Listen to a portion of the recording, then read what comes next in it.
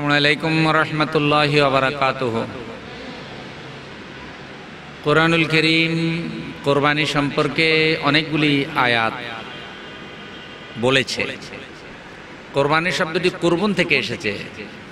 Is কাররাবা কুরবানান ফাতাকাব্বালা মিন আহাদিহিমা ওয়া লাম ইউতাকাব্বাল মিনাল আখার। এখানে কোরবানি শব্দ এসেছে।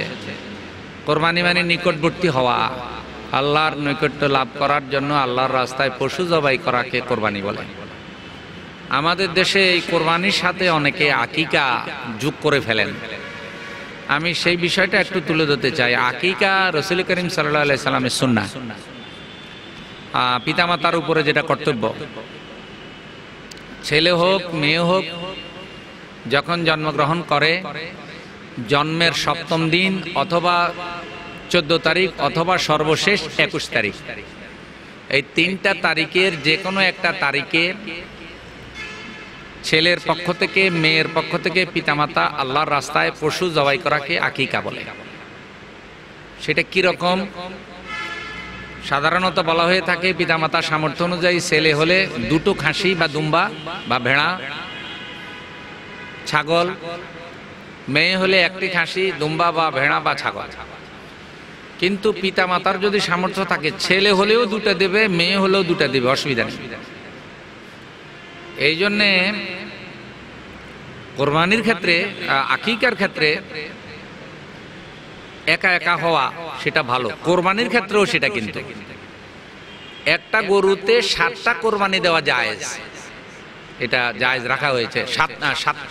7 জনের পক্ষ থেকে একটি পশু কোরবানি দেওয়া জায়েজ, কিন্তু উত্তম হলো একজনের পক্ষ থেকে একটা জান কোরবান দেওয়া, কারণ জান তো একটা, তো একটা জান 7 জনে কোরবান দিবে। তার চাইতে 7 জনে যদি 7টা জান আল্লাহর রাস্তায় কোরবান দেয় সেটা কিন্তু সবচাইতে সেরা হয়। এই জন্য আকিকার মাসালা হলো আকিকা খাসি দিয়া অথবা দুম্বা দিয়া অথবা ছাগল দিয়া অথবা বকরি দিয়া, এগুলি দিয়া দেওয়াটাই হলো উত্তম। এগুলি দিলে কি হলো, একটা সন্তানের পক্ষ থেকে 2টা জান কোরবান হয়ে গেল। আর আকিকার গোশতের ক্ষেত্রে মাসালা হলো কোরবানি মাসালা।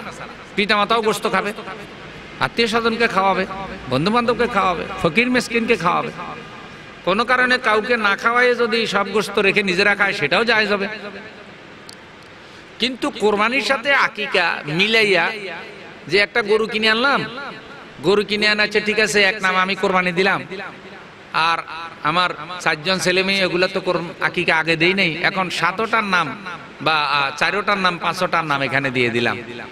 কাজটা কিন্তু সুন্দর হইল না, ফাঁকি দেওয়া হইল। প্রথম ফাঁকি হইল, সময় মতো কাজ হইল না। ফজরের নামাজ ফজরের সময় না পড়লে আসরের সময় পড়লাম। হাদিসে আকিকার কথা বলা আছে জন্মের 7ম দিন, 14 দিন অথবা 21 তারিখে, 3 তারিখের 1 তারিখে আকিকা দিতে হবে। এটা সময় অতিক্রম করে দিলে ওটার আকিকা থাকে না। বলতে পারেন এটা কি হয়, নামাজ কাজা পড়লে কি হয়? জোহরের নামাজ ঈশার সময় পড়লে যা হয়, এই 3 তারিখের পরে আকিকা দিলে আকিকাও সেরকম হয়। আকিকা আর সত্যিকার আকিকা থাকে না। অতএব পিতামাতার জন্য কর্তব্য হলো সন্তান জন্মগ্রহণ করার 7 দিনের দিনে তারা আকিকা দিয়ে দেবে।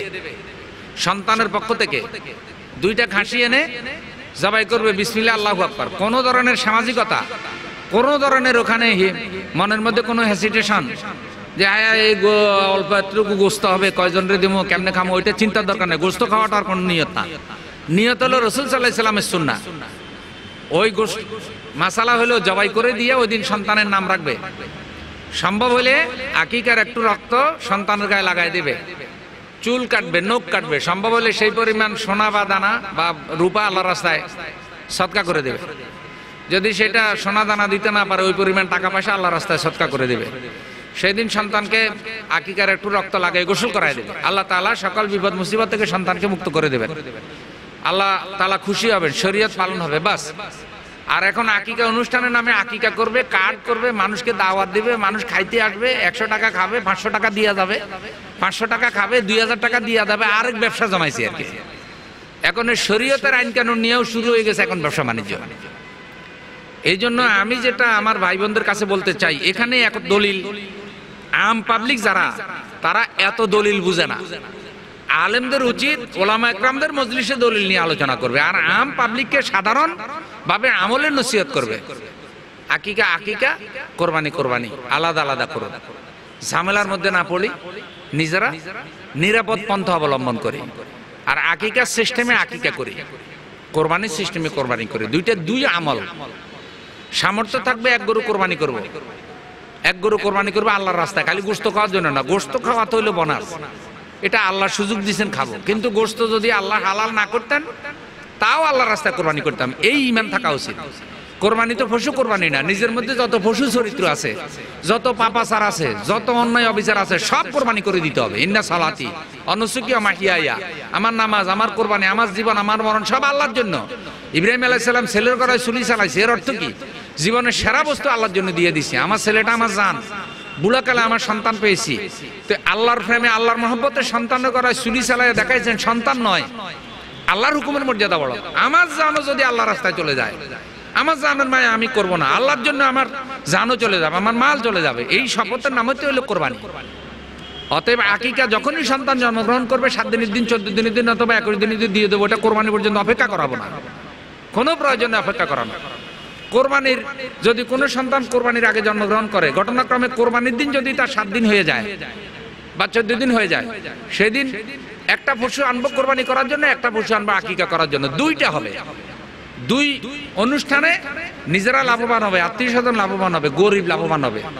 তাই আসুন শরীয়ত অনুযায়ী আকিকা করি, শরীয়ত অনুযায়ী কোরবানি করি। আল্লাহ তাআলা আমাদের সকলকে তৌফিক দান করুন। কোরবানি যেন গোশত খাওয়ার নিয়ত না হয়। আজকে বড় মিয়ারা যে কোরবানি কিনে, বাহ, নামাজ নাই, রোজা নাই, আল্লাহ নাই, পরকাল নাই, মেয়ে নিয়ে ছেলে নিয়ে কোরবানি করার জন্য, গরুর গোশত খাওয়ার জন্য চলে গেছে। 2.5 লাখ টাকা দিয়া, 3 লাখ টাকা দিয়া, 10 লাখ টাকা দিয়া গরু কিনো, মগর নামাজে নাই। তাহলে কি অবস্থাটা এমন হয়ে গেল না যে এটা একটা কৃত্রিম অনুষ্ঠান, খালি গোশত খাবো আর আল্লাহর প্রেম, আল্লাহর ভালোবাসা দিলে লালন করবো না? কারণ আল্লাহর ভালোবাসা যদি দিলে থাকতো তাহলে কোরবানি যেভাবে করতেছে, নামাজও তো সেভাবে করতো, রোজাও তো সেভাবে করতো, ফজর নামাজও তো সেভাবে আসতো। তো নামাজ রোজা এক ওয়াক্তও করে না, খালি কোরবানির গরু কিনে। এর দ্বারা কি বোঝা যায়? এর দ্বারা বোঝা যায় যে গোশতের প্রতি একটা আকর্ষণ রয়ে গেছে। আকর্ষণ আল্লাহর প্রতি না, গরুর প্রতি আকর্ষণ রয়ে গেছে, আকর্ষণ ইসলামের প্রতি না। গরুর গোশত খাইতে খুব মজা লাগে। তো তাইলে কি বোঝা গেল? মহব্বত আল্লাহর জন্য হতে হবে। মহব্বত যদি আল্লাহর জন্য হয় তাহলে গরু আল্লাহর রাস্তায় কোরবান হবে, গোশত খাওয়াও হালাল হয়ে যাবে। কিন্তু শুধু গোশত খাওয়ার জন্য কোরবানি করব, তাহলে তো হলো না জিনিসটা। কারণ যে লোকটা শুধু কোরবানি করে, নামাজ পড়ে না, রোজা রাখে না, হজ করে না, জাকাত দেয় না, কোরআন তেলাওয়াত করে না, হালাল হারাম চিন্তা করে না, ঘুষের টাকা দিয়ে কোরবানি কিনে, বোঝা যায় যে তার গোশত খাওয়ার একটা আকর্ষণ রয়ে গেছে, আল্লাহর মহব্বত নাই। এই জিনিসগুলো চিন্তা করতে হবে, তারপরে কোরবানি করতে হবে। আল্লাহ তাআলা আমাদের সকলকে তৌফিক দান করুন। আল্লাহ আকিকা এবং কোরবানি দুইটা আলাদা আলাদা ভাবে করে রাসূল করিম সাল্লাল্লাহু আলাইহি ওয়াসাল্লামের সুন্নাহ বাস্তবায়ন করার তৌফিক দিন, এবং আকিকা কোরবানিকে আল্লাহ আমাদের আল্লাহর নৈকট্য হাসিল করার উসিলা বানায় দিন।